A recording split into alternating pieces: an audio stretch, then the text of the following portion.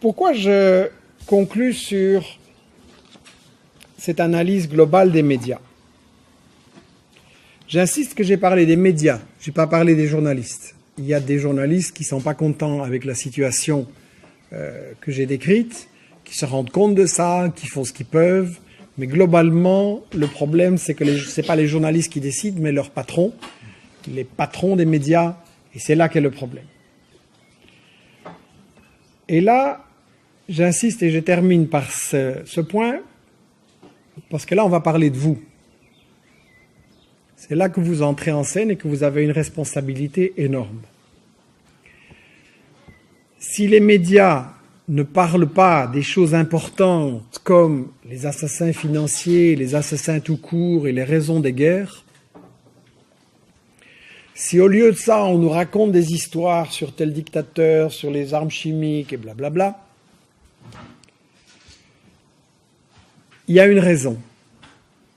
C'est que les médias et les multinationales qui, grosso modo, contrôlent les médias ou les sources des médias n'ont évidemment pas intérêt à ce que les simples gens soient au courant de pourquoi on fait la guerre. Si on vient dire à vos parents, et bientôt à vous en tant que futurs contribuables, viens, donne-moi tes taxes, je vais aller bombarder des écoles et des hôpitaux avec, vous allez dire non. Et donc, il est interdit que vous sachiez pourquoi on fait la guerre et que vous sachiez aussi qu'est-ce qui se passe vraiment dans la guerre et qu'on vous montre les vraies victimes.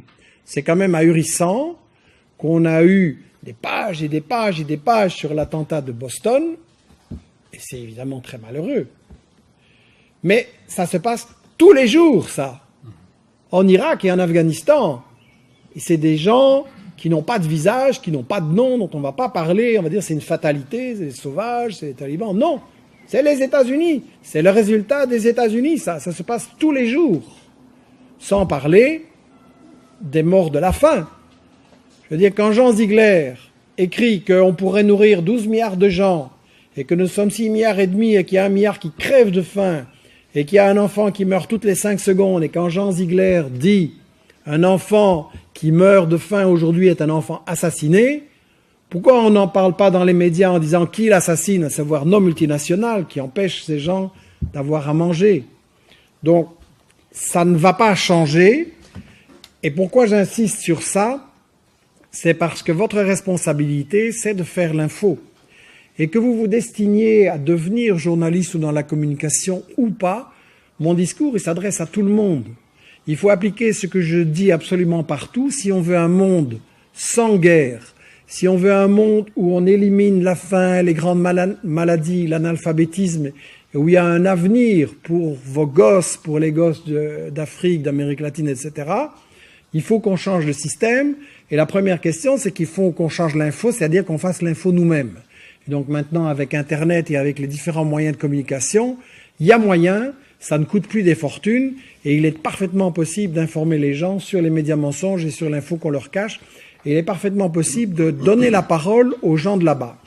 Donc, c'est ça que je voudrais vous appeler à faire, soit directement si vous êtes dans les métiers de la com, soit indirectement par Internet, en parlant au travail, aux amis, etc., en combattant les médias mensonges.